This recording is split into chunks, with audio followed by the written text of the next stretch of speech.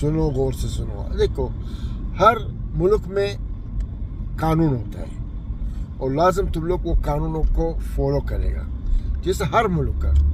लेकिन इधर United Arab Emirates में भी बहुत कानून है, तुम लोग लाजम फॉलो करें। जैसा कि अभी जो हो रहा है बाहर झगड़ा मगड़ा, समझो इंडिया पाकिस्तान, ये फ़लस्तीन इसराइल, ये वो तुम लोग जो मनते करेगा। दोस्तों, अभी अभी इमरात सरकार ने एक नया कानून बनाया है और इस नया कानून के तहत बताया गया है सारे जितने भी यूएई में कामगार हैं सभी कामगारों को इस रूल को फॉलो करना पड़ेगा और सारे कंपनियों को भी रूल को फॉलो करना पड़ेगा। कामगारों से ज़्यादा इम्पोर्टेंट जो कंपनी है उन पर यह नियम लागू किया गया है।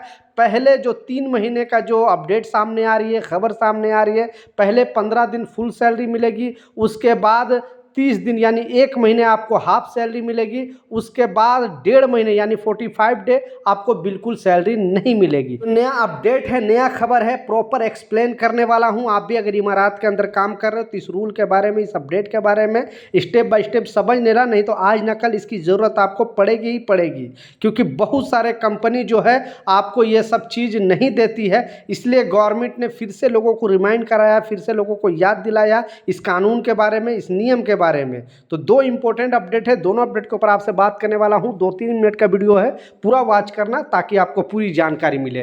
तो चलिए स्टार्ट करता हूं, बताता हूं अपडेट के बारे में।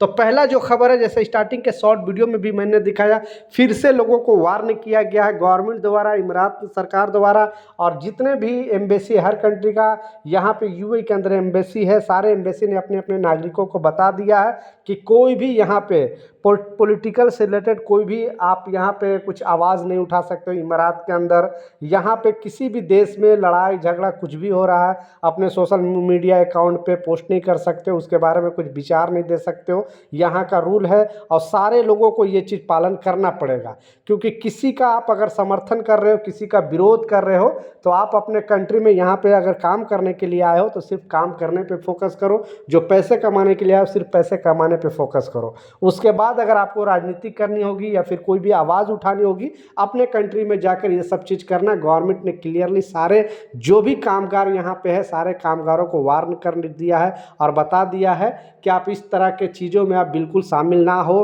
किसी को विरोध करना, किसी को समर्थन करना, ये यहाँ पे नहीं चलेगा, पूरी तरह से ये प्रतिबंध है। तो प्लीज़ आप भी इस तरह का हरकत ना करना, नहीं तो खामखा आप डिपोर्ट हो जाओगे और फिर दोबारा आपको यूएई में आने का मौका नहीं मिलेगा। इस बात का लाजिम ख्याल रखना।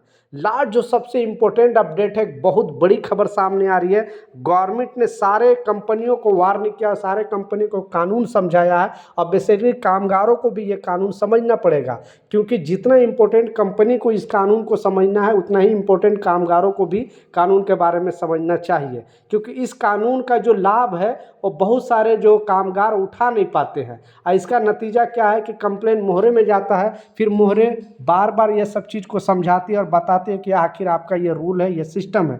तो 3 महीने तक जो सिस्टम बताई गई है, नियम बताई गई है, उन लोगों पर पालन होता है। जैसा आप यूएई के अंदर आते हो तो आपका 2 साल का वर्क वीज़ा लगता है, ठीक है। 2 साल का जब वर्क वीज़ा लगता है तो उसमें 6 महीने का प्रोबेशन पीरियड दिया जाता है। प्रोबेशन पीरियड का मतलब ये है कि कंपनी को अगर आपको नहीं जच रहा है या नहीं जम रहा है, आपको कंपनी जितना आउटपुट देने के लिए पैसे सैलरी देने के लिए आपको रखी है उतना आप नहीं दे पा रहे हो, तो कंपनी के पास राइट है कि या तो कंपनी आपको बोल सकती है कि या आपका वीज़ा कैंसिल कर दे सकती है, बोल सकती है कि नहीं मैं आपको काम आगे नहीं कंटिन्यू नहीं करा सकता हूँ, या तो फिर वो बोल सकते हैं कि आप दूसरी कंपनी में जॉब ढूंढ लो, या आपकी सैलरी भी कम कर सकती है, बोल सकती है कि हाँ मैं इतना सैलरी नहीं दूंगा क्योंकि आप इतना ये हिसाब से काम नहीं कर रहे हो। उसके बाद मतलब 6 महीने के अंदर अंदर ये जो है रूल बनता है, लेकिन 6 महीना अगर क्रॉस हो जाता है तब एक नया अपडेट है, एक नया खबर है और सारे लोगों पर ये नियम लागू होता है। और जैसा बताया 99% लोगों को इसकी जानकारी नहीं है। मान ले 6 महीना क्रॉस हो गया, आपका 2 साल का वर्क वीज़ा लग गया, तो फिर अगर आपने किसी कारणवश, बहुत सारे ऐसे कामगार हैं जो, क्योंकि यहाँ नो डाउट यहाँ आने के बाद मेडिकल होता है, मेडिकल चेकअप के बाद ही आपका वर्क वीज़ा लगता है, तो आपने अगर बीमार पड़ गया, कोई लंबी बीमारी हो गया, लंबी बीमारी का अगर आपने छुट्टी लिया है तो गवर्नमेंट की तरफ से बताया गया कि आपको 3 महीने तक छुट्टी मिल सकती है।